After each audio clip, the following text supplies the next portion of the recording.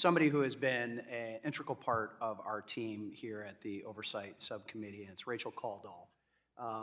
Rachel is our Chief Oversight Counsel for the past 16 months. She previously had been with the Ways and Means Committee. She's going to some other place a little north of us. I hear it's on a campus, some other building over there where they might do some important stuff too, called the Senate. And she is going to be going over to the Senate Banking Committee. And we deeply appreciate your service, Rachel. You've been a pleasure to work with. You've been an amazing professional, and how you have worked through some tough issues. And we just want to say thank you on behalf of myself personally, Sean, my team, and the entire committee. We just want to say thank you for your service. And we know you're not going far. Well, I'm sure our paths will be crossing again. So blessings and all the best to your future. And with that, I'm happy to acknowledge my colleague as well. Thank you, Mr. Chairman. And this is one of those moments of bipartisanship.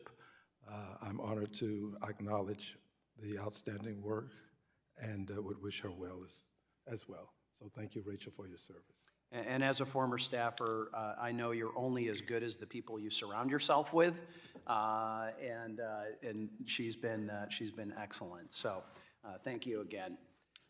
With that, this hearing is entitled "Moving the Money, Part 2: Getting Answers from the Biden Administration on the Iranian Regime's Support of Terrorism." And without objection, all members will have 5 legislative days within which to submit extraneous materials to the chair for inclusion in the record.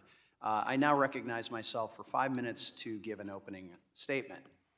So Assistant Secretary Rosenberg, Deputy Special Envoy Paley, thank you for appearing before our subcommittee this morning. Your testimony is significant to this subcommittee and continues to investigate how the Iranian regime accesses money around the world due to relaxed sanction enforcement and waivers. So additionally, we hope that you can shed light on why a new waiver was necessary for the Iraqi electricity sales and how the Biden administration monitors compliance of sanctions around the world. And as I said during our last hearing, I don't believe this topic should be partisan. However, I do believe in accountability.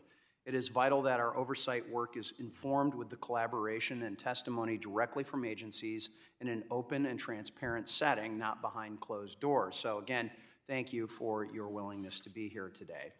As we documented in our previous hearing, Iran continues to be a leading state sponsor of terrorism, facilitating wide range of attacks and other illicit activities around the globe, and we are seeing these reports daily regarding our own troops in the region.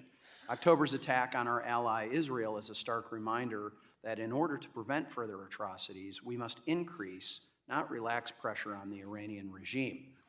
Iran sanctions have been a significant component of U.S. policy since Iran's 1979 Islamic Revolution, and history tells us that they work. For example, the previous administration's maximum pressure campaign cut oil exports from Iran, significantly reducing Tehran's ability to fund attacks against Americans and our allies. In contrast, the current administration has adopted a different strategy. This past September, as part of a deal with the Iranian regime to get American hostages, President Biden waived U.S. sanctions to allow for the transfer of $6 billion of Iranian funds from accounts in South Korea to Qatar. While the funds were only to be used for humanitarian purposes, such as food and medicine, there are reports that the Iranian regime has found and exploited ways around those restrictions. Regardless of what the restrictions are placed on these transferred funds, Iranian officials themselves have signaled that this money is fungible, which is confirmed by the Iranian's president, Abram Raisi, who stated, quote, "This money belongs to the Iranian people, the Iranian government, so the Islamic Republic of Iran will decide what to do with this money," close quote. Believing that the money will go to benefit Iranian citizens may be a bit naive. The White House and my colleagues on the other side of the aisle may attempt to dismiss the significance of these waivers, assuring us that Iran will not gain access to these transferred funds. The reality is they likely will at some point if they haven't already. My colleagues will use this opportunity to point fingers at the past administration instead of acknowledging that under this president, Iran has gained ground and grown in their influence. I will note that the Obama administration, the Trump administration, all had been operating under this, but we saw a decrease in those sales, and that's what this whole program was about, to wean places like Korea off of Iranian oil. The American people expect their representatives in Washington to stand up to those who wish us harm. As we speak, Iranian proxies continue to attack American troops and our allies with little, if any, accountability or responsibility from this administration, in my opinion. So as chair of this subcommittee, I intend to use Congress's oversight authority to hold our government and the Biden administration accountable. The status quo is not acceptable. American lives have been lost. There's been 66 troops and contractors that have been killed in recent days. And I look forward to having an open and honest dialogue this morning. And with that, I'm going to yield back the balance of my time. Thank you. And the chair now recognizes the ranking member of the Subcommittee on Oversight, the gentleman from Texas, Mr. Green, for his requested 4 minutes for an opening statement. Thank you, Mr. Chairman. I appreciate greatly your desire for accountability. I respect greatly your desire to investigate fungibility. I do believe that President Biden is an honorable man. I believe that President Biden has followed the law. I believe that what he has done for humanitarian purposes is something that other presidents have done in a similar way. I believe that the $6 billion have not gone to, and I think we'll get evidence of that, to Iran. The money would never go to Iran. It would be utilized to make purchases for humanitarian purposes that could benefit people in Iran. I think that this quest for accountability is something that we should pursue. I don't think we should stop with just the second hearing, however. I think we need a third hearing. I think we need a third hearing because we need to take a look at the money that has gone to Hamas. The CNN news story. In 2018, Qatar, now Qatar is the same country that would aid and assist with the humanitarian support to the people in Iran. In 2018, Qatar began making monthly payments to the Gaza Strip. Some 15 million was sent into Gaza in cash-filled suitcases. Cash-filled suitcases. Now this is cash money going into the Gaza Strip, into the hands of Hamas. This was delivered by the Qataris through Israeli territory after months of negotiation with Israel. Now, what is interesting about this is, in doing this, $15 million, and by the way, when I say dollars, I literally mean dollars, US dollars, not Canadian dollars.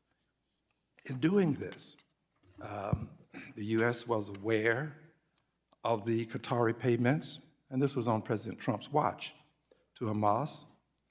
This is per a former senior State Department official. And also, this allowed Prime Minister Netanyahu to avoid the pressure of peace talks because he could indirectly keep Hamas in power. And in so doing, he would have the perfect enemy, the perfect scapegoat, somebody that does not want Israel to exist. And as a result of not wanting Israel to exist, he could always say, I don't have a partner to negotiate with. But while he's saying this, he is allowing millions in cash. We don't have to talk about fungibility. Millions in cash to go directly to Hamas. I think that we ought to investigate Mr. Trump's actions or the administration's action. I don't think we can limit these things to the lawful actions of President Biden. This is more than probable cause to investigate. I would hope, Mr. Chairman, that we would treat the Trump administration with a similar desire to have accountability and find out what happened to that cash, suitcases of cash. I yield back. Gentleman yields back, and I will note that I believe Ms. Rosenberg, and I'm not sure about Mr. Paley, but are career employees, correct? No, I had it reversed. Okay, Mr. Paley is, so you may have that ability to ask them that. The chair now recognizes the ranking member of the full committee, Ms. Waters, for a minute for an opening statement. Thank you very much, Mr. Green. Under the Biden administration, the United States has maintained the most extensive set of comprehensive sanctions on Iran. In fact, the Biden administration has ramped up pressure significantly since the Trump administration by designing sanctions for hundreds of additional entities for activity related to Iran, including illicit sale of Iranian oil. Further, President Biden successfully negotiated a temporary ceasefire and the return of hostages taken by Hamas. This is the kind of steady leadership that America needs in an increasingly unsteady world. While I'm interested in working across the aisle with the administration to ratchet up pressure against Iran in any way possible, the accusations that the Biden administration has somehow weakened sanctions against Iran are simply false and are not conducive to productive conversation on these issues. I hope we can clear up much of that misinformation, and I thank you, and I yield back. Gentlelady's time has expired. So today we welcome the testimony of Elizabeth Rosenberg. Assistant Secretary Rosenberg is the Assistant Secretary for Terrorist Financing and Financial Crimes. Mr. Abram Paley is the Deputy Special Envoy to Iran, and we want to thank you for taking the time to be here in person today, and without objection, your written statements will be made as part of our permanent record. So Assistant Secretary Rosenberg, you are now recognized for 5 minutes for your oral remarks. Thank you, Chairman Hazenga, Ranking Member Green, and distinguished members of the committee. I appreciate the opportunity to speak on what the U.S. Department of the Treasury is doing to combat terrorist financing. October 7th was a day of horror. The brutality of the terrorist attacks carried out by Hamas against Israel, killing indiscriminately, sparing neither children nor the elderly, was an affront to our shared humanity and a somber reminder of the threat posed by terrorist organizations like Hamas. It is my responsibility as the Assistant Secretary for Terrorist Financing and Financial Crimes to identify and disrupt terrorist financing in the United States and abroad. Since the attacks, Treasury has redoubled its effort to identify and freeze the finances of Hamas and other Iran-backed terrorist groups. Hamas has traditionally been able to raise funds for its terrorist activities from an array of sources, including taxation, donations, a portfolio of investments across Africa and the Middle East, and direct support from Iran.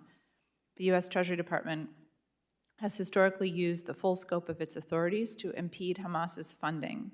Sanctions designations of the group's leaders and investments span over 2 decades. Recognizing the dangerous role that Iran plays in destabilizing the region more broadly, Treasury has sanctioned nearly 1,000 individuals and entities connected to the Iranian regime and its proxies to date. Since the October attacks, Treasury has released 3 separate sanctions tranches focused on Hamas, designating over 50 additional individuals and entities linked to Hamas in Iran across multiple jurisdictions. And today, just this morning, Treasury has announced another tranche of sanctions on Hamas entities in connection with international partners. However, Hamas leaders live and move freely in Turkey, Qatar, and elsewhere, publicly solicit funds, and enjoy financial services.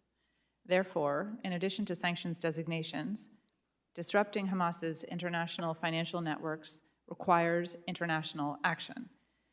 In the wake of the Hamas attacks, Treasury reached out to counterparts across the Middle East and Europe to convey the administration's support for Israel and the intent to use all the tools at our disposal to expose and disrupt Hamas, including the Terrorist Financing Targeting Center, which we promptly convened among a number of Gulf partners in Riyadh, Saudi Arabia, in October.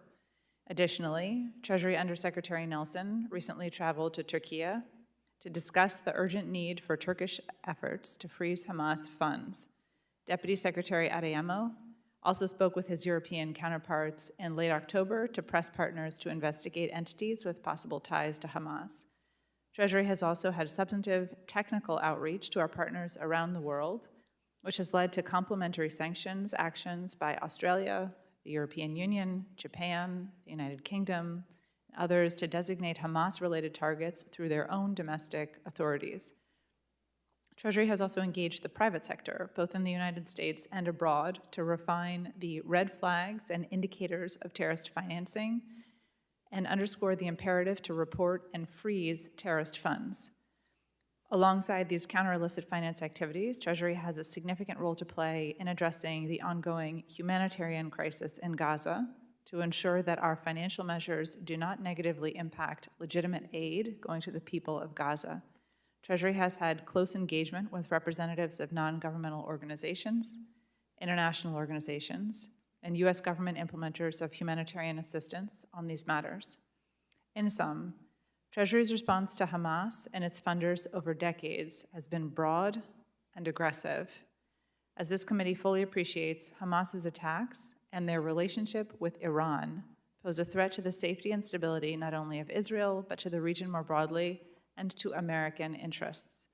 All of us here share a common interest: preventing acts of terror. Secretary Yellen and Deputy Secretary Adeyemo have previously spoken about how to confront these challenges by maintaining U.S. leadership abroad, meeting all our financial commitments, and adapting our laws to meet the challenges posed by new and emerging financial technologies. I look forward to working with the members of this committee on these issues, and I'd be happy to answer your questions. Thank you. Thank you. And with that, we will turn to Mr. Paley. You are now recognized for 5 minutes. Thank you. Chairman Huizenga, Ranking Member Green, members of the committee, thank you for inviting us here today. We welcome this opportunity to discuss Iran, one of the most persistent threats we face as a country. The Biden administration views Iran as an adversary and the leading state sponsor of terrorism. We are clear-eyed about Iran and will continue to take the actions necessary to counter the threats it poses, and our approach is framed within this context. Across the federal government, we are confronting Iran and pushing back against its destabilizing activities. We are coordinating closely with allies and partners to enhance our already strong military deterrent. We are implementing biting sanctions and economic pressure, and we are utilizing strategic messaging to make clear Iran's behavior will not be tolerated, will be punished, and that Tehran will continue to be treated as a pariah on the international stage, absent a shift in its policies. This resolve in countering Iran has been on full display since the horrific Hamas terrorist attacks on Israel on October 7th, the subsequent attacks by Iranian-backed proxies on U.S. personnel and facilities in the region, and the Iran-enabled Houthi attacks on Israel and on commercial shipping in the Red Sea. We view Iran as complicit in Hamas's barbaric terrorist attack and the attacks against us by its proxies, and we will continue to hold it accountable. The President and the Secretary of State have been unequivocal about our support for Israel and Israel's right to defend itself against terrorism. And the Biden administration has also been consistent in our efforts to counter Iran's long-standing support for Hamas, Hezbollah, the Houthis, and militia groups in Iraq and Syria. Our bolstered presence in the region has sent a clear message that this is not a time to take advantage of the situation. And President Biden has shown he is prepared to defend U.S. personnel and interests time and time again. While our priority right now remains supporting Israel, countering Iran's support for terrorism in the region, and addressing the humanitarian situation in Gaza, we also continue to counter the full range of the Iranian regime's activities that are antithetical to our interests and our values. We are confronting the Iranian regime's lethal plotting against current and former U.S. officials, as well as the transnational repression of dissidents, journalists, and human rights defenders, including on U.S. soil. We are using all of the tools at our disposal to expose and disrupt Iran's expanding military partnership with Russia, alongside our allies and partners. We are standing with the people of Iran in the face of continued oppression and violence. And on the nuclear front, President Biden is absolutely committed to never allowing Iran to acquire a nuclear weapon, and has been clear that we remain postured and prepared to use all appropriate measures to do so. Iran's unjust detention of our citizens for political leverage also represents a threat, and that is why we continue to stress to all Americans, do not go to Iran. President Biden and Secretary Blinken have been clear there is no higher priority than the safety and security of Americans, and the administration stands by our deal that brought 5 innocent Americans and 2 of their family members home. This deal was about reuniting these Americans with their loved ones. As part of this arrangement, we facilitated the transfer of $6 billion in restricted Iranian funds held in South Korea to restricted accounts in Qatar for humanitarian use only. Not a penny of this money has been spent, and these funds will not go anywhere anytime soon. This does not change anything about our approach to Iran. Iran remains an adversary, and we will continue to confront it as such. With respect to Qatar, its relationship with Hamas has been well known to multiple Israeli governments, including the current government, going back many years. It has been and remains extremely helpful in securing hostage releases. At the same time, we have discussed with Qatari leaders that there is no going back to the status quo of October 6th, and they have expressed their agreement with that. With respect to the waiver Secretary Blinken signed on November 14th, the 21st such waiver across multiple administrations for Iraq to pay for electricity imports and in support of Iraq's energy independence. Under these waivers, no money has been or will be permitted to enter Iran, and any notion to the contrary is false. These Iranian funds can only be used for the purchase of food, agricultural commodities, medicine, medical devices, and other non-sanctionable transactions. We do not believe that restricting the availability of humanitarian goods to the Iranian people would decrease Iran's support for terrorism. Iran has proven it prioritizes destabilizing activities and terrorism regardless of the country's macroeconomic conditions. And since we do not expect any change in Iran's behavior from these steps, our approach to Iran is similarly not going to change. And so I close by reaffirming the administration's commitment to addressing Iran's continued destabilizing behavior unilaterally and with our partners. Thank you. Thank you for that. And before I get into my questions, I want to emphasize as well, the U.S. citizens that still go to Iran is stunning to me. Recently, I had the Swiss ambassador to Iran in my office. She and the Swiss act as our on-the-ground liaison since we do not have diplomatic relations. They know of tens of thousands of our citizens who are there, and they suspect that it may be more. So if anything, if we want to talk about bipartisan agreement, please do not go to Iran. And so we, the government, and we as citizens aren't ever put in that situation. So I wanted to emphasize that is a public service announcement from the Oversight Committee, if that's okay with the ranking member. So I'm going to start with my questions with Assistant Secretary Rosenberg. What is the Biden administration's policy reason for allowing the transfer of money from Iraqi banks to Iraqi dinar, in Iraqi dinar, to France, Germany, Italy, and Oman, the last 2 waivers covered those, and to be then converted from dinar to euros? Basically, what I'm wanting to know is the why, and then secondarily, who requested this move? So, Secretary. Thank you very much for the question. I appreciate the opportunity to speak to this. As a point of clarification, the money was earned in euros, so it never changed. There was never a FX transaction. It was earned in euros. And what do you mean by earned in euros? I mean, this was electricity that was sent from Iran to Iraq. The Iraqis paid for it in euros? That's correct. So it was never in Iraqi dinar? That's correct. Okay, and it's my understanding, though, that the law says that it is meant and intended to be in the local denomination. I will defer to my colleague from the State Department to discuss the waivers that were put in place originally by the last administration that allow for Iraq to purchase energy from Iran. So they haven't been converted to euros because they were in euros, is your testimony? Yes. Okay. and Why is that necessary? It's necessary. It's the Iraqis have the opportunity to pay for that in either dinar or euros, and they paid for it in euros. All right. As we've discussed, Oman is one of the countries. So the money that's, whether it's in Italy, France, or was in Germany, or is in Oman, is in euros, is your understanding? It's in euros. Okay.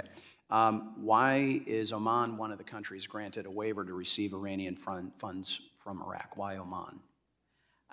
We have worked with the financial institutions in Oman to create the structure for restrictions on these finances. Do you have greater confidence in the Omani banking system than you do in the Qatari banking system, or the Italian banking system, or the French banking system?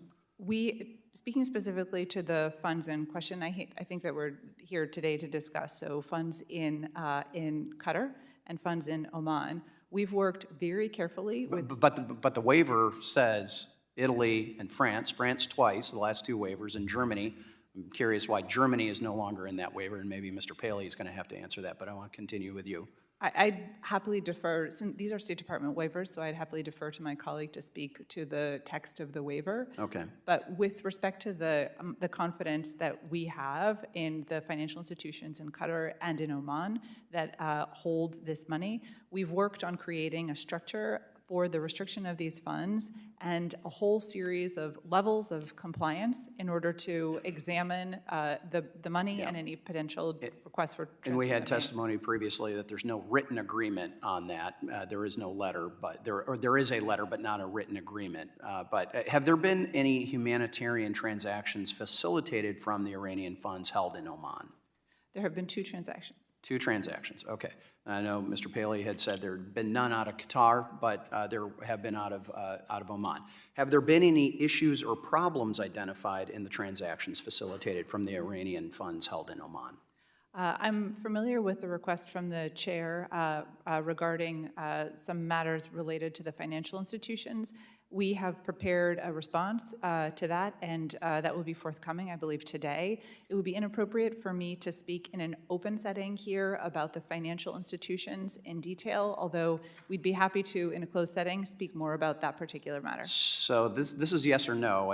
You're not giving us any information. Have there been problems or issues with those transfers?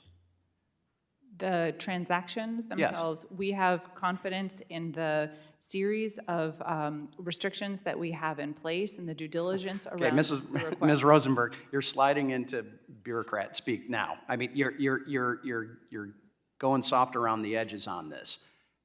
It's a simple question. Now, your answer can be what I interpret is I can't answer it in this open setting, but have there been problems? I appreciate the question, and we would be happy to, in a closed setting, speak to you more about the particular transactions. So we will take that as a yes. And all right, so my time has expired. I will, with that, I'm going to recognize at the request of the ranking member of the subcommittee, the full committee ranking member, the gentlewoman from California. Thank you very much, Mr. Paley and Ms. Rosenberg. The United States had a long-standing bipartisan policy to explicitly exclude certain humanitarian activities from sanctions restrictions.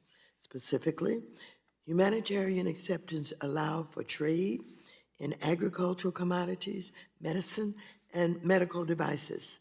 Such exceptions are reflected in legislation and executive orders that form the United States sanctions programs, including those related to Iran. These humanitarian exceptions reflect basic respect for all human life, and they are also important to our broader national security interests. Right now, there's a very serious humanitarian crisis occurring in Gaza, and although the Biden administration was able to successfully negotiate a temporary ceasefire to allow for more humanitarian assistance. Much more is needed. Mr. Paley, Ms. Rosenberg, can you discuss the importance of humanitarian exceptions in the context of what is happening in Gaza and U.S. strategic interests in the broader region? What would an elimination of humanitarian exceptions to sanctions and what that would mean for the innocent civilians in Gaza? Thank you very much for the question. It is correct that the ability to, the exceptions that exist to pay for agricultural commodities, medicine, and medical devices are a matter of longstanding policy. They are enshrined in congressional statute over years, over many programs, over successive Congresses. They are enshrined in executive authority as well, over a variety of administrations. And as you say, it reflects respect for human life. It respects core values of Congress, of the administration, about providing for meeting basic human needs.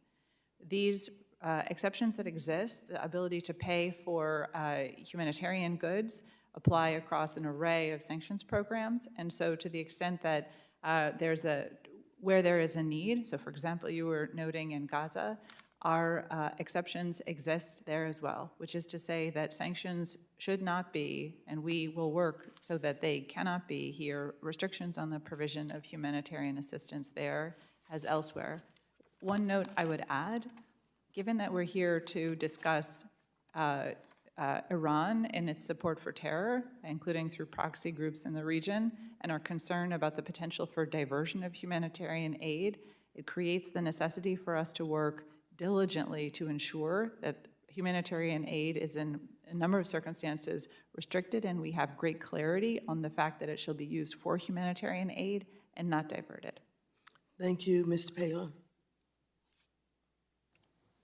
Thank you very much. I would reiterate what Assistant Secretary Rosenberg said in terms of this administration's commitment of support on humanitarian issues, which echoes support across multiple administrations for addressing humanitarian issues and also having these humanitarian carve-outs in our legislation that allow for with the proper due diligence, humanitarian transaction to go to people across the world, including in areas where we have very strong disagreements about their policy approaches.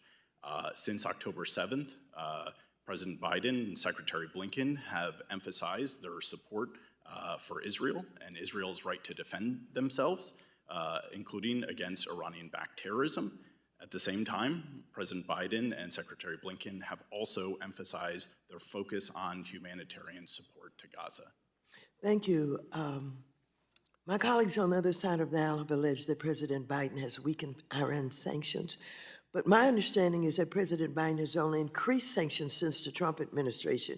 In fact, the two transactions waivers that are the focus of this hearing are actually carried over from the Trump administration. Can you please confirm that these are the same sanctions waivers from the Trump administration that have been continued by the Biden administration? Is that true? Thank you very much.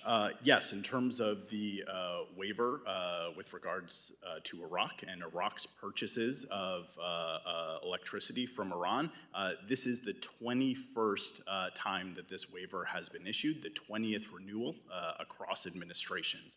So this administration has been very clear about our support for Iraq, and that's what this waiver is about. I'm happy to get into more detail. And as Ms. Rosenberg said, our support for, excuse me? I'll let you finish the sentence, but the gentlelady's time has expired. Okay, thank you very much. Thank you very much. All right. Go back. With that, the gentleman from Texas, Mr. Sessions, is recognized for 5 minutes. Mr. Chairman, thank you very much. What's happening today is that this subcommittee, under the leadership of our young chairman, is trying to ask questions because, as you know, as required by law, there's a report that was issued to Congress. There was only one sentence in the report regarding the payment transfer of authority in the most recent November Iraqi electric waiver. So I've got a copy of your statement here, and the statement says the Secretary also certifies that France, Italy, and Oman faced exceptional circumstances preventing them from significantly reducing their petroleum products purchases from Iran. Well, look, I get it with France, but Italy has reserves of 1.3% of what it already uses. I don't know what the exceptional and significant is there. Oman has proven reserves of 79.4 times its annual consumption. And yet this secretary has chosen to fool the United States Congress into believing significant and exceptional rather than providing the data and information. So the problem is that we've been around for a while, and remember that the Obama administration 5 different times argued the case they could only give Iran cash, billions of dollars, and the only way they could do it is in cash. Well, we know that you can't follow the cash. We don't know where that went. The Obama administration argued, oh, but we're for the Israelis, but kept giving billions of dollars to cash. Hamas only has about $500 million a year, and yet these administrations from, granted, the Democratic side, give billions of dollars cash to the Iranians, where it's just slush money. Just go give it out. There's no way to follow the money. Mr. Paley, there was no explanation in this report as to why it necessitated the payment transfers. I gave you 2 minutes. Gentlemen, I'd like for him to answer the question of what should have been in here in this report. Thank you very much, Mr. Congressman, and thank you for the opportunity to I'm discuss sure this you're delighted with it. We welcome the opportunity because at the heart of it, what this waiver is about is our support for Iraq. Across administrations, we have issued and renewed these waivers. Then why did you blame Oman and exceptional circumstances and significant?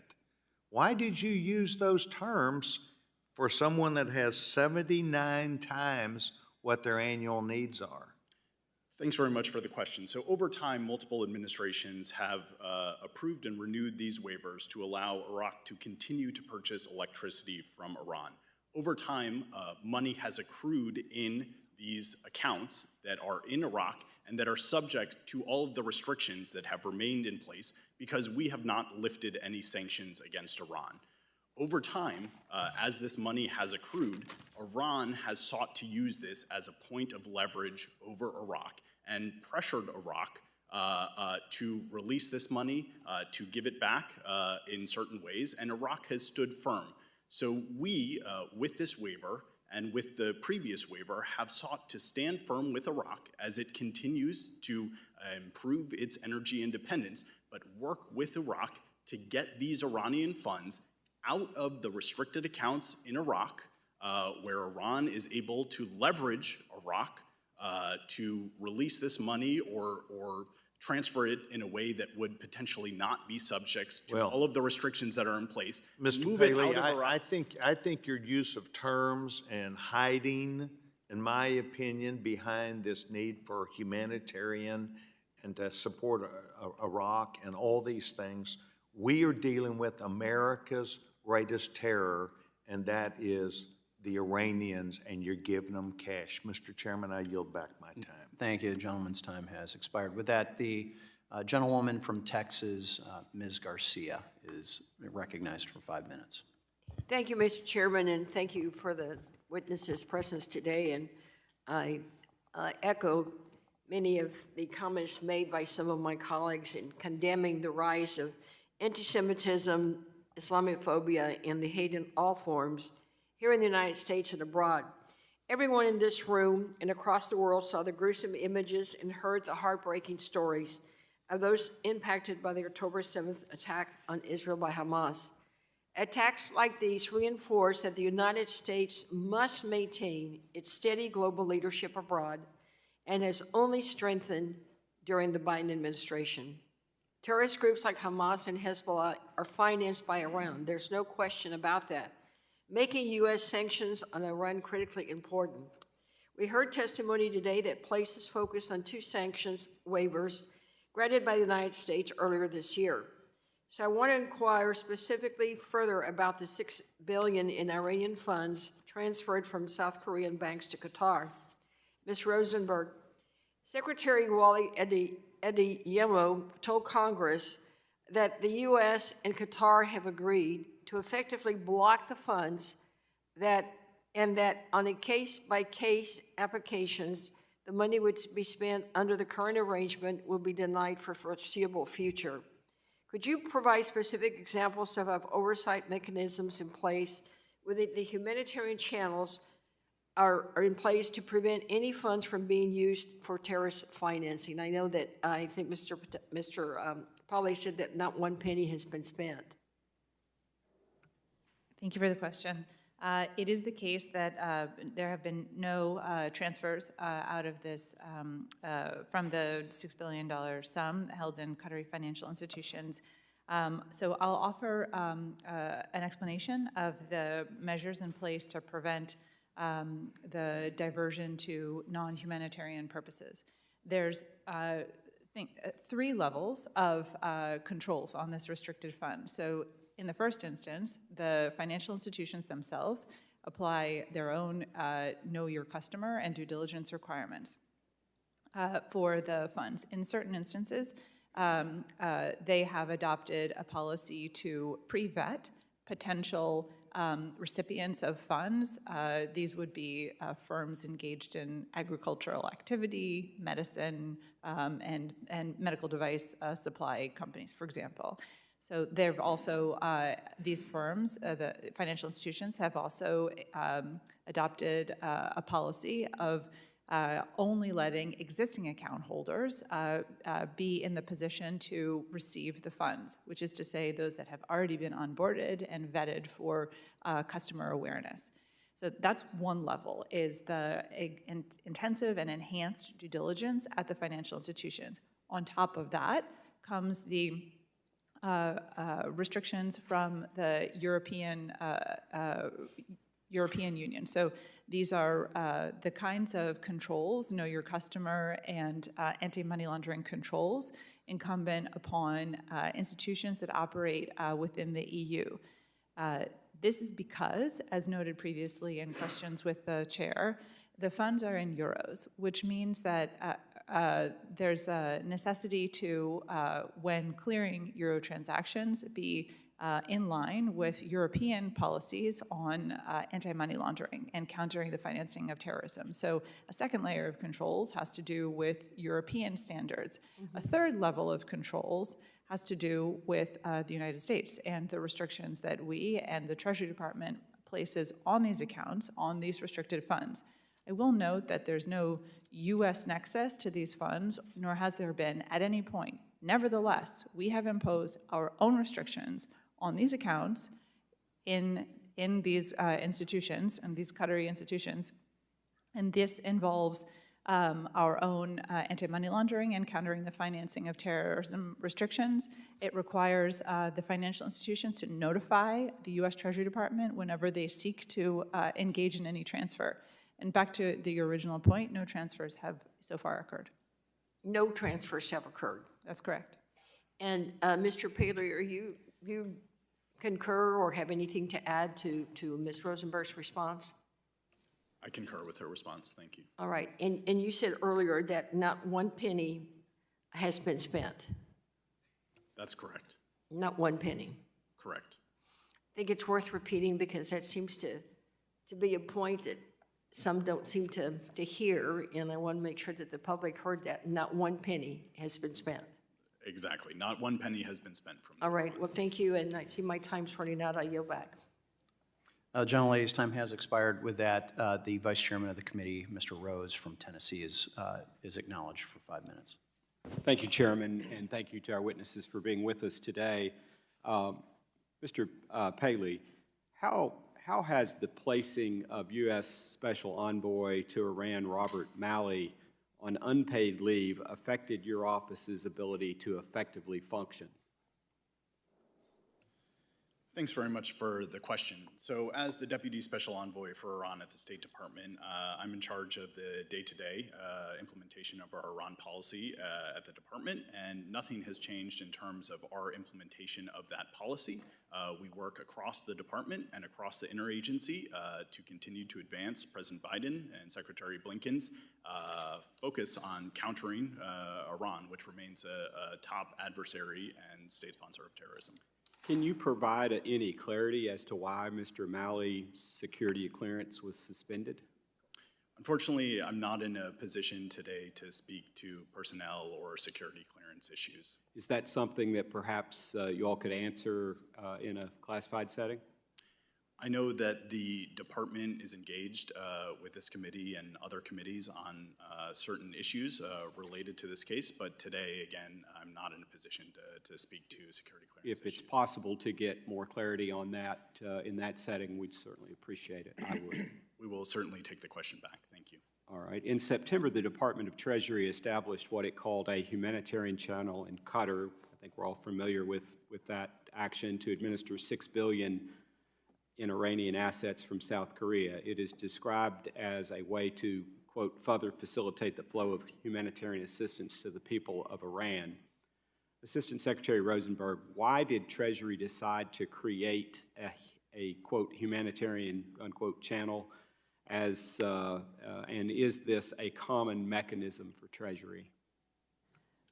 Thank you for the question. As to the why, I'd be very happy to defer to my State Department colleague, given that the creation of this particular mechanism was pursuant to a deal on the exchange of detainees between Iran and the United States. I will defer on that. With regard to, is this common practice? Is there precedent for this? In the last administration, there was an effort to establish there was an establishment of a Swiss humanitarian channel to pursue the same goal, which is to say to take Iranian funds, highly restricted, and that could be used only for humanitarian purposes, subject to intense vetting, akin to what I had just described in the prior questioning. So there is precedent for this. This is another example that builds on lessons learned and is in a different jurisdiction. So practically, and I'll let Mr. Paley, I'll let you clarify as well, but is there a stark difference between a humanitarian channel and other escrow accounts that are available to Iran for humanitarian trade purposes? And either one of you. I can answer that. So it is the case that there's special conditions around a humanitarian channel understood as such, which is to say the establishment of such a channel is exclusively for, is designed and established exclusively for humanitarian payments. And as I was noting before, it can be the case that certain potential recipients of the funds are pre-vetted. They can only be customers of an institution. It's designed for that purpose. Generally speaking, the U.S. law, policy, and sanctions allow for payments, Iran, as well as for other countries subject to intensive sanctions and other programs, to be able to pay for humanitarian transactions. But this is a particularized channel established with conditionality around it, even though it could be permitted to pay for humanitarian goods in a different account, but subject to that would not be an account established exclusively for humanitarian purposes. And give us some greater sense of what data Treasury is relying on to ensure that the humanitarian channels are the most effective way to to get the appropriate assistance to Iranian citizens? How are you measuring that? What's the data source that you use to measure that effectively? That's an interesting question. I would offer that our highest purpose here is to, and the purpose that guides our policy overall is to ensure that Iran does not have access to money it can use for terror and destabilization. And so Our time has expired, but I would appreciate it if you might expand on that for the record. Thank you. I yield back. Gentleman yields back. With that, the ranking member from Texas, Mr. Green, is recognized for 5 minutes. I reserve and ask that you go to the next member that's available for questioning.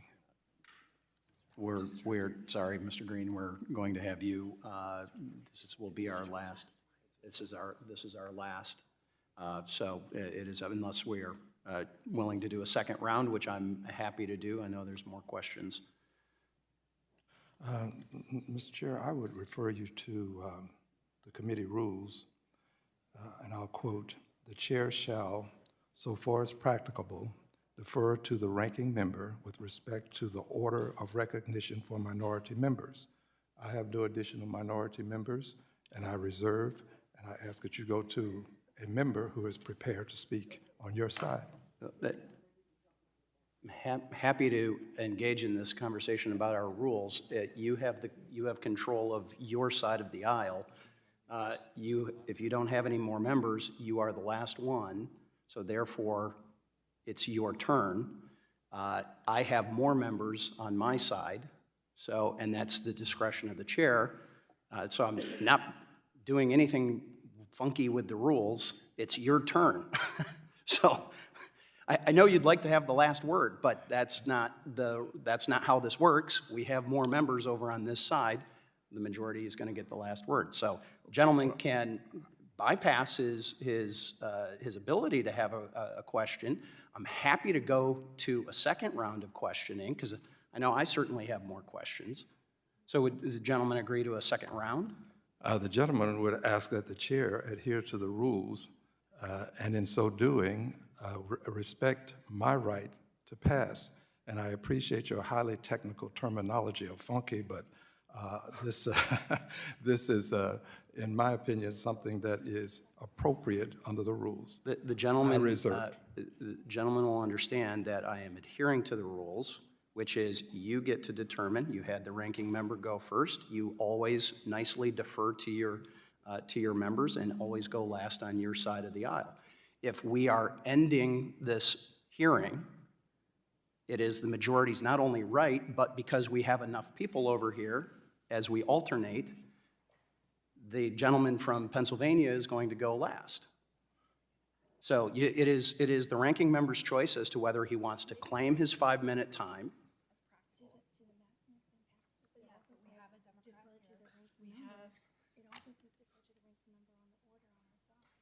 We have deferred to the ranking member on his side. We have given him the ability to choose to have their full ranking member. Hold on. Please tell me that you recognize how foolish and childish this is. Well, So, I recognize, no, sir. excuse me, allow me to respond to that it was not necessary for you to use the term foolish and childish. Okay, so the It was chair not. shall, I so have been far as very respectful. Hold on just a practicable- moment. I've been very respectful of you. Now you will respect me. Respect me if you don't respect the rules. Gentleman knows I have full respect for Well, him. then foolish which and is- childish which is which not the why way I to was address a actually- member of Congress. Excuse me, sir, I was actually referring to the staff behind us that was interrupting our proceedings. So, Well, I will with that, defend the staff. I don't think you refer to the staff as foolish. actually, I did as I turned Well, around you can looking do at it, your staff but and our staff. I would say to you that that's inappropriate way Okay. for a member of So, Congress would the to refer gentleman to like to staff. proceed, or would you like to The continue to argue member, about the the process? gentleman, the member, I reserve. So the gentleman, just to be clear, the ruling of the chair will be that the gentleman is forfeiting his 5 minutes. The gentleman from Pennsylvania will be recognized, and that will be the end of the hearing. That is your choice. I appeal the ruling of the chair. That is your choice. I appeal the ruling of If the chair. I haven't done anything yet, I'm giving you your options, or we can continue on with a second round. I'm happy to then go back If you would like to get the ranking member or Ms. Garcia or any of your other members here, happy to do that. But either I'm going to recognize you for your 5 minutes, or I'm going to recognize the gentleman from Pennsylvania for 5 minutes, and when the gentleman from Pennsylvania is done, the hearing is done. So What is your choice, sir? May I ask you a question? Would you be so kind as to receive a question as chair? Absolutely. So what your contention is that the gentleman from Pennsylvania will be the very last person? Unless we have more members on our side or your side show up. Would you hold for a moment, please? Would you? Happy to.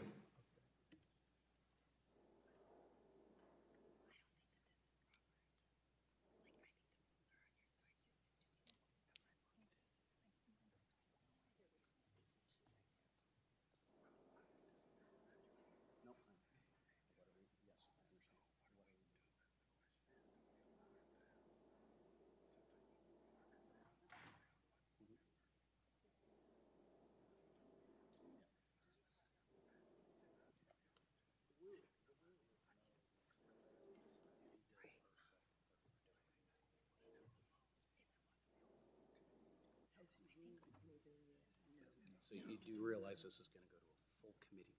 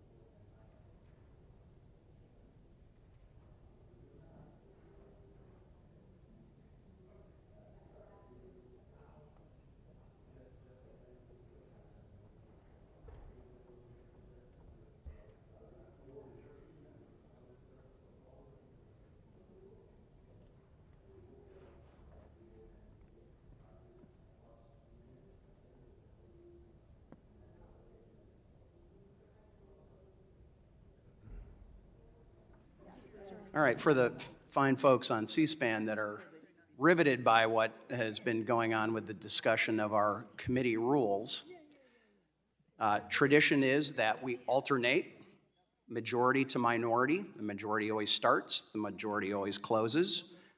That request has been to be changed. I had having an understanding with the ranking member now that we will be, at his request, running through the rest of our committee members, the Republican committee members. He will then claim the last 5 minutes of questioning, at which point I will grant him an extended time for a closing remark, at which point then I will have that same amount of time for my closing remarks to end the hearing. So, after lots of back and forth, it is now the gentleman from Pennsylvania, Mr. Muser, is recognized for 5 minutes. Thank you, Mr. Chairman. So, Mr. Paley, do you think the $6 billion and Ms. Rosenberg will be only used for humanitarian purposes? You pretty much stated that, right?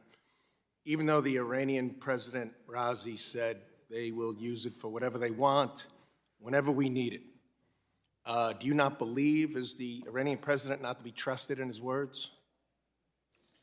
I would certainly not believe everything that the Iranian president says. Okay, so the Iranian president should not be believed in this case, or do you just pick and choose when you believe him and don't believe him? We don't trust the Iranians. We view them as an adversary and a Okay, so state-sponsored why do you terrorist. think then that the aid would not be used for other purposes? Do you understand what the term fungible means? You probably do. You're pretty educated, right?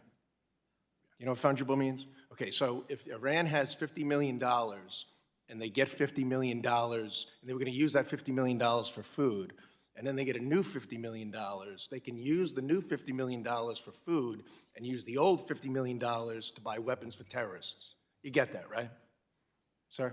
So why don't you think that's going to happen if you don't trust them? Thanks very much for the question. So I have full confidence in the due diligence measures that Assistant Secretary Rosenberg has outlined for this money. It can only be used for You know, there's an humanitarian expression up by me, you know, there's a bridge in Brooklyn that I'd like to show you and see if you're interested in. That's just absurd, and I think you know it. And in your memoirs, you'll probably write it that way. What about the $10 billion from Iraq? That's not fungible either. That will be highly monitored, and we'll watch where every penny goes. So in terms of the due diligence, both of these sets of funds can only be used for humanitarian transactions, sure. and we In have a words. great deal In of... theory, in weak theory, against a regime that we don't trust, that we know is bombing Americans' forces and as we speak.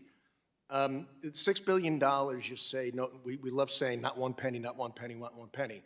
Okay, is that permanent? Is that permanent, that not one penny of that $6 billion will go to Iran? As we've said, we do not expect this money to go anywhere anytime Okay, soon. so, but can you guarantee me it's not permanent? It is permanent? What we've said, and this is based on U.S. law, So it's not. So really, we should have said yet, not one penny yet has gone to the Iranian terrorist regime. That's more of a correct statement. Are the sanctions in Iran, we're stating that the sanctions in Iran now are stronger than during the previous administration, even though Iran's reserves went from $4 billion to God knows where, $80 billion. Even though that is a fact, you're going to sit there and tell me that, tell us, tell the world, that the sanctions today are stronger than they were under the previous administration, even though there's been a reversal of fortune.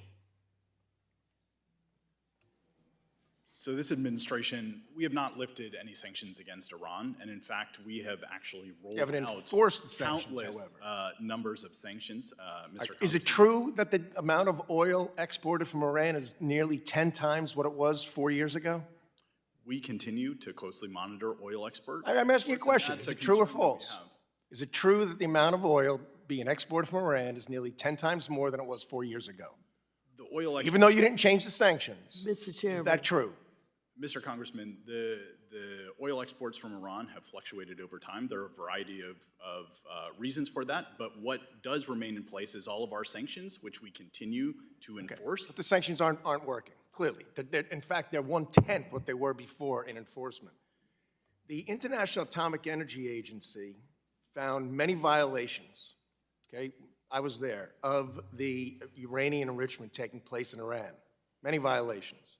Can Iran be trusted to abide by those so-called rules that are trying to be worked out with the Biden administration with no surprise inspections in place?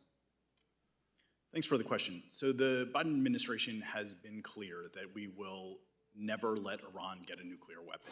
One of the things that we have done is continue to encourage our partners and allies to press Iran to cooperate more fully with the IAEA.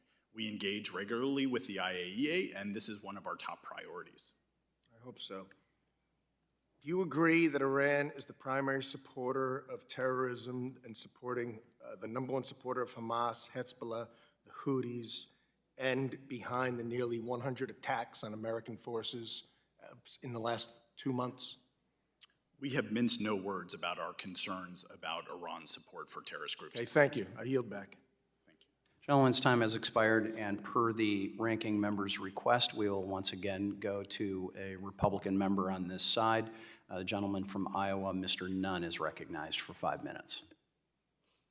Thank you, Mr. Chair. Appreciate the opportunity to have this conversation. I know everyone in this room is committed to protecting the United States, and I appreciate your public service and the bipartisan work on this committee to hold Iran accountable. There is work that needs to continue here, and this is one of the reasons we're in the Financial Services Committee today, because on October 7th, the attack on Israel was one of the most heinous elements that we've seen, and we can all agree that Iran was one of the primary funders for this attack to occur by Hamas. Challengingly, the United States has stalled in freezing Iran assets, though. The $6 billion in illegal oil sales, we have been good on this committee, and I'm proud to lead the commitment that we will never transfer that money to Iran. However, they are continuing to move an unprecedented amount of oil out of the country for sale through a ghost armada. We've been briefed on this in both the classified setting and the public setting, so today we'll talk at the unclassed level, but we understand that this amount of new funding, over $80 billion, or to put that in another term, 400% increase since these tough sanctions we've talked about, has actually increased.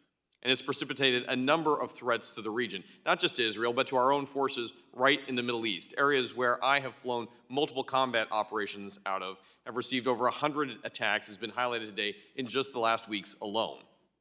And during my time as a counterintelligence officer, I personally witnessed the shady tactics of the Iranian regime and their work to combat U.S. interests in the region as well as our allies by undermining them through nefarious relationships with Hamas, Hezbollah, the Houthi rebels, and ultimately through the Iranian Revolutionary Guards Corps. So let's get started. I want to talk to you, Ms. Rosenberg. Talk to us about, first of all, how the Iranians are getting, you work on Treasury, how they're able to get oil out of Iran through these sanctions using ships that fly under false flag. Thank you very much for the question. Iran uses a variety of methods in order to try and earn money. I appreciate Talk to me specifically about the ships. Let's get to it. Using obscured means, front companies, a network of individuals who are not who they say they are. They look to flag registries and insurance providers that don't look carefully. That's an interesting point, particularly on the insurance providers. What has Treasury done to clamp down on these ships? Because ultimately, while they fly under false flags, the insurance companies ultimately are the ones where you have the ability to help stop this. What have you done to stop the insurance providers? If they have any touch point to U.S. jurisdiction, we have opportunities. Great. How many have we shut down? The issue that you're getting at here is that Iran looks to fly-by-night providers that would seriously concern all of us in terms of their ability to pay out if there's a spill or any security situation. I would agree. Yes. So have we identified any of the insurance providers and taken action? Iran uses its own insurance provision here, which is 40% of the fleet, as we understand through the United Against Iran Nuclear, says that there's a U.S. company, the American Steamship Company, that's providing it. What action have we taken against the American Steamship Company, right here on U.S. soil? Getting to your point, any U.S. person insurance provider, shipbroker, flagging authority, trader, anyone involved in the movement of Iranian oil has obligations and liabilities in our I jurisdiction. understand that, we all do. So what have you done to hold them accountable? On the specific entity that you asked about, I don't have an answer for you, and I'd be happy to follow up. Beyond the pale, we have asked this question multiple times. You are Treasury. What other U.S. entities are providing insurance to Iranian Ghost Fleet ships? None that I'm aware of. All right, I'm going to hold you to that. Let's follow up then. Mr. Paley, I want to talk with you on, are you aware that Iran has a history of freeing up funds to provide assistance to proxies in the region for terrorist purposes? Yes, we have long expressed our concern about Iran's support for. And so when we talk about the humanitarian aid piece, let's talk about the Turk Bank. It's gone before U.S. review. We have seen that Iran has a long history of taking money intended to help the Iranian people and use it to fund terrorism. Would you agree with that? We have long expressed our concerns about this, and that's why we have. Tell me a tangible action that you've taken to clamp down on this. Well, we have, first of all, worked very closely with our Treasury colleagues to ensure that strict due diligence. Agreed. Has it stopped any of the flow of oil? Because I've only seen increases. In terms of the flow of oil, we also have a series of actions that we continue to roll out to address these issues. In addition to sanctions, we also have diplomatic outreach to a variety of different countries when we are aware that they are involved somehow. Mr. Paley, I would like a Iran's listing exports. of all the actions that have actually resulted in a reduction of oil flow out of Iran into terrorist groups. Thank you, Mr. Chair. I yield my time. Gentleman's time has expired, and I will remind everyone on the committee that they are able to submit through the chair, questions in writing to our witnesses who are expected to respond in promptly. Now, finally, the long-awaited gentleman from Texas, Mr. Green, the ranking member, is recognized for 5 minutes before we will then move to a separate 2-minute closing. So, gentleman is recognized for 5 minutes and then an additional 2 minutes. Thank you very much, Mr. Chairman. I am going to read from an article that was printed on Tuesday, December 12, 2023, and ask that it be admitted in the record at a later time. My colleagues, this is not contained in the article, are concerned about fungibility, but it is selective fungibility. Not a lot of concern about what happened with money in cash in a previous administration. The article is styled, Qatar sent millions to Gaza for years with Israel's backing. Here's what we know about the controversial deal. I shall not read it in its entirety. I'll read excerpts. When did the Qatar payments start? In 2018, Qatar began making monthly payments to Gaza Strip. Some 15 million were sent to Gaza in cash-filled suitcases. There was some talk earlier about cash and how it is fungible. Well, the money was supposed to go into Gaza to help with payments to people who were working to help the persons who live in Gaza. But cash is supposed to be fungible. 15 million sent in cash-filled suitcases, delivered by the Qataris through Israeli territory after months of negotiation. And then it goes on to read, Israel approved the deal in a security cabinet meeting in August 2018 when Netanyahu was serving his previous tenure as prime minister.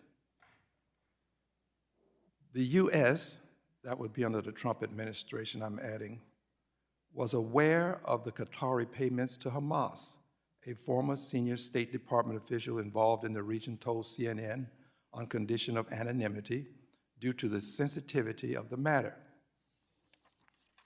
Goes on to read, Shlomo Abram, a former deputy to Israel's national security advisor, told the New York Times that an empowered Hamas helped Netanyahu avoid negotiating over a Palestinian state, saying the division of the Palestinians helped him make the case that he had no partner for peace in Palestine, thus avoiding pressure for peace talks that could lead to the establishment of an independent Palestinian state.